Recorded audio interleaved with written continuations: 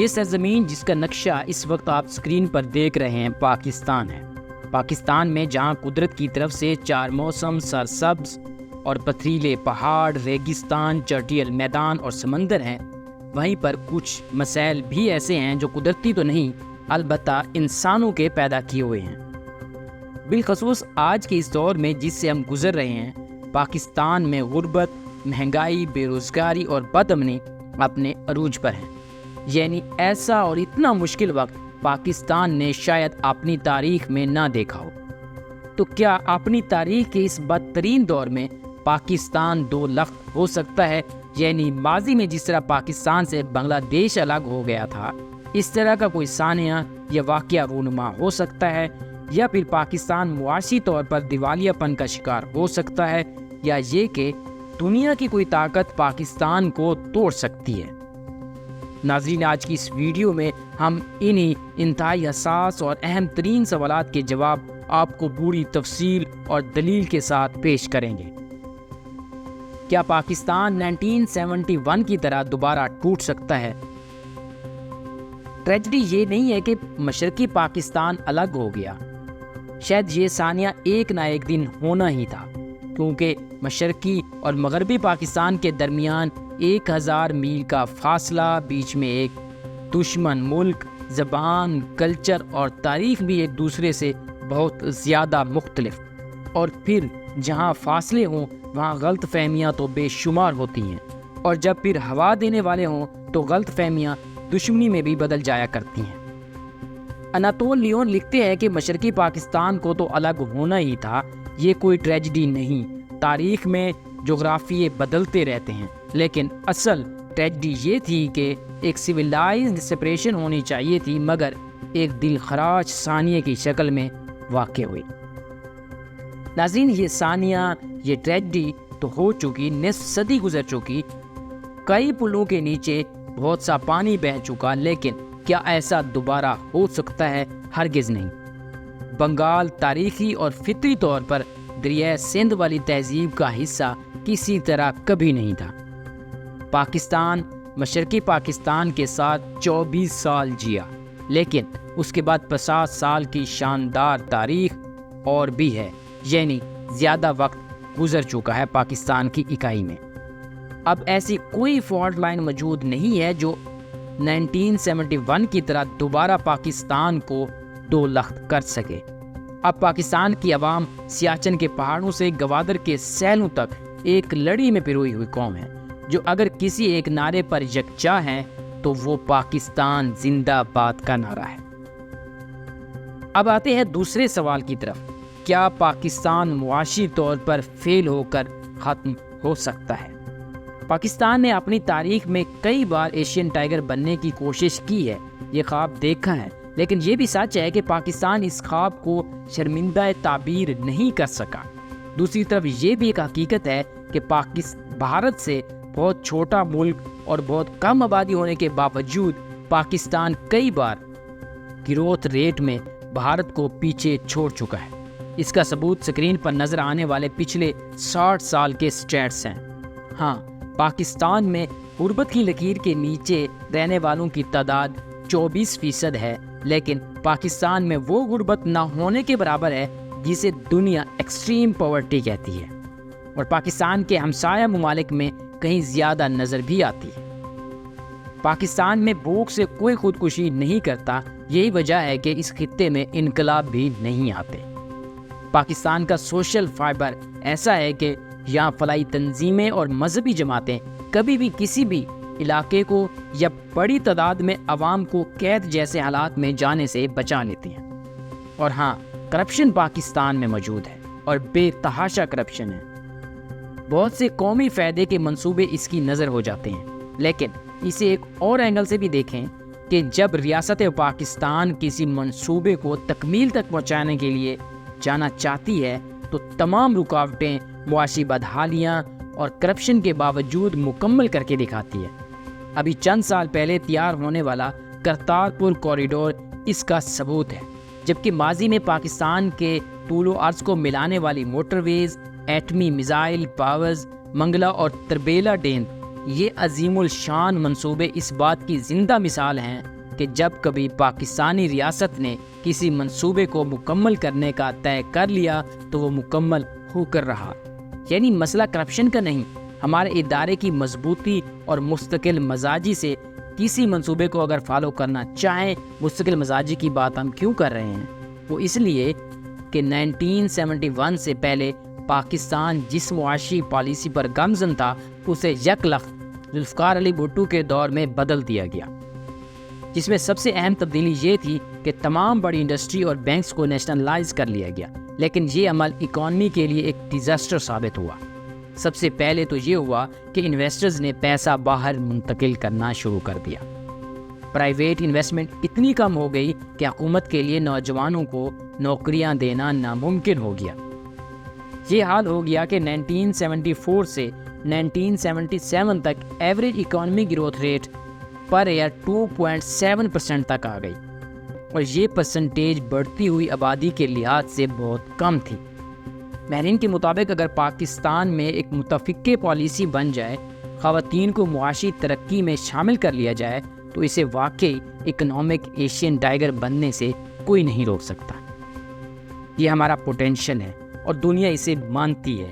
یاد رہے کہ پاکستان نے 90 کی دہائی میں جب امریکہ نے ہم پر ایٹمی پروگرام بند کروانے کے لیے معاشی پابندیاں لگا رکھی تھیں، اس وقت بھی پاکستان نے معاشی طور پر سروائیو کیا، اور 9/11 کے بعد جیسے ہی امریکہ نے پابندیاں ختم کی تو پاکستان ایک بار پھر 9% کے گروتھ ریٹ تک پہنچ گیا۔ اب آتے ہیں تیسرے سوال کی طرف، کیا عالمی طاقتیں پاکستان کو ختم کرنا چاہتی ہیں معاشی یا جغرافیائی طور پر؟ تو ہاں، ایسی بہت سی سازشیں، تھیوریاں دنیا میں اور پاکستان میں بھی مشہور ہیں، لیکن کیا ایسا ممکن بھی ہے یا نہیں؟ نہیں ناظرین، ایسا ممکن نہیں ہے۔ کیوں؟ وہ اس طرح کے در حقیقت عالمی برادری اور عالمی طاقتیں سمجھتی ہیں کہ پاکستان کا کولیپس کر جانا معاشی طور پر یا جغرافیائی طور پر دنیا کے لیے ایک ڈراؤنا خواب ہے۔ دنیا پہلے ہی ایک غیر مستحکم ڈی اسٹیبلائزڈ افغانستان سے پریشان ہے، جو ایک ایسا خطہ بن چکا ہے جس کی جغرافیائی اہمیت تو بہت زیادہ ہے، مگر وہاں حکومت ہر کچھ سال بعد کولیپس کر جاتی ہے۔ اس کی پورے ملک پر ریٹ ہی نہیں رہتی، جس کی وجہ سے وہاں ایسے عناصر کو پناہ لینے کا موقع ملتا ہے جو عالمی امن یا عالمی طاقتوں کے لیے درد سر بن جاتے ہیں، یا عالمی طاقتوں کے مفادات کے لیے خطرہ بن جاتے ہیں، اور پھر ان کے مقابلے کے لیے یا اس بہانے یہاں ایک عالمی طاقت آتی ہے اور دوسری طاقت اسے کاؤنٹر کرنے کی گیم سٹارٹ کر دیتی ہے۔ تو ایسے میں افغانستان کے ساتھ ہی موجود ریاست پاکستان بھی کمزور ہو جائے گی۔ ریاست کی اپنے علاقوں پر ریٹ کیمپ رکھنا مشکل ہو جائے گا۔ اس سارے میس سے چین، بھارت، ایران، یہاں تک کہ وسطی ایشیا اور امریکہ کے لیے بھی خوفناک مسائل پیدا ہو جائیں گے، یہاں تک کہ مشرق وسطیٰ میں زمینی تجارت اور سمندری راستے بھی غیر محفوظ ہو جائیں گے۔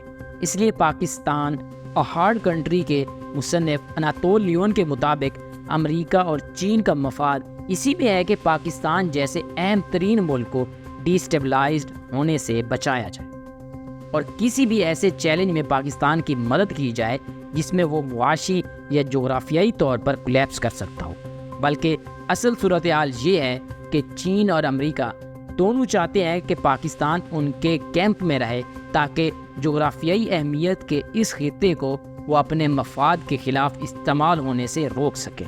ان دونوں بڑے ملکوں کی اس ضرورت کو پاکستان اپنے فائدے کے لیے کیسے استعمال کر سکتا ہے، یہ اب ہمارے اوپر ہے، خاص طور پر پاکستان کی الیکٹڈ لیڈرشپ کے اوپر ہے۔ ایک اور بڑا پروپیگنڈا جسے پاکستان کے بارے میں کیا جاتا ہے وہ یہ ہے کہ یہاں جاگیرداری نظام بہت تگڑا ہے، جاگیردار اور وڈیرے عوامی ووٹوں پر قابض ہیں، اسمبلیوں میں بیٹھے ہیں اور عوام پر ظلم ڈھانے میں پیش ہیں۔ یہ بات کسی حد تک سچ ہے، لیکن اناتول لیون کے خیال میں پاکستان کے جاگیرداروں کو جاگیردار کہنا ہی غلط ہے، کیونکہ یہ بہت چھوٹے چھوٹے زمیندار ہیں۔ یہاں 500 ایکڑ والے زمیندار کو بھی بہت بڑا جاگیردار سمجھا جاتا ہے، جو کہ یورپی سٹینڈرڈ سے بہت کم زمین ہے۔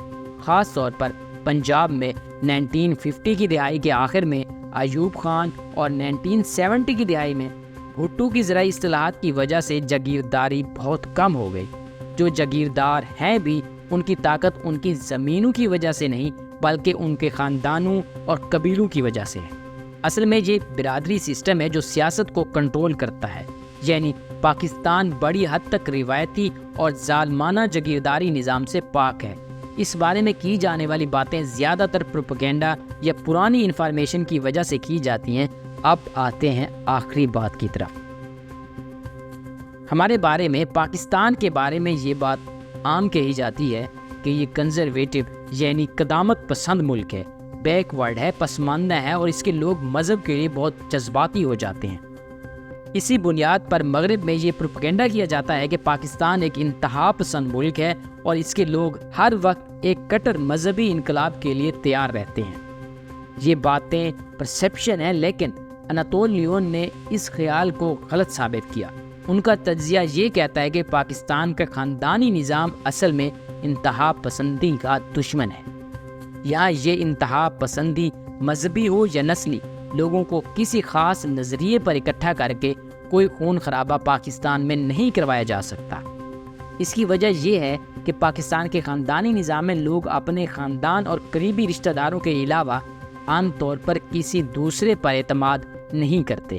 اگر انہیں نسل اور مذہب کی بنیاد پر تقسیم بھی کیا جائے، وہ سیاسی نظام سے اپنا حصہ وصول کرنے کے لیے اس میں شامل ہو جاتے ہیں، یعنی الیکشن لڑنے لگتے ہیں، اسمبلیوں میں پہنچ جاتے ہیں اور پرامن طریقے سے اپنے مفادات حاصل کرنے کی کوشش کرتے ہیں۔ اس لیے عام طور پر ہتھیار نہیں اٹھاتے۔ پاکستان کا خاندانی نظام، جس میں یقیناً بہت سے مسائل بھی ہیں، وہ آخرکار پاکستان کی قومی وحدت کے لیے ایک ڈھال کا کام بھی کرتا ہے۔ پاکستان ایک ہارڈ کنٹری کے مصنف اناتول لیون کے مطابق پاکستان اتنا سخت جان ہے کہ کوئی بغاوت، کوئی انارکی یا کرپشن یا بد امنی اسے نہیں گرا سکتی۔ ہاں، اگر کوئی چیز پاکستان کو کولیپس کر سکتی ہے، اسے ختم کر سکتی ہے، تو وہ صرف ایک ہے اور وہ ہے کلائمیٹ چینج، موسمیاتی تبدیلی۔ جیسا کہ سمندروں میں پانی کی سطح بہت بلند ہو جائے یا دریا سوکھ جائے یا جیسے کہ کرونا وائرس جیسی کوئی وبا پھوٹ پڑے اور بڑے پیمانے پر انسانی المیے کا باعث بن جائے وغیرہ۔ لیکن اگر ایسا ہوگا تو پھر پاکستان وہ اکیلا ملک نہیں ہوگا جو کولیپس کرے گا یا نقصان میں رہے گا، بلکہ بر اعظم امریکہ، افریقہ، عرب خطے اور فور ایسٹ میں بہت سے ممالک صفحہ ہستی سے مٹ جائیں گے یا اپنے جغرافیے سے محروم ہو جائیں گے۔ تو یہ تنہا پاکستان کا مسئلہ نہیں، پاکستان بہت سخت جان ملک ہے۔ جو لوگ اکانومک ڈسٹیبلٹی کی وجہ سے یا خانہ جنگی کی وجہ سے یا اندرونی سازشوں کے نتیجے میں پاکستان کا خاتمہ دیکھتے ہیں، وہ دراصل احمقوں کی جنت میں رہتے ہیں۔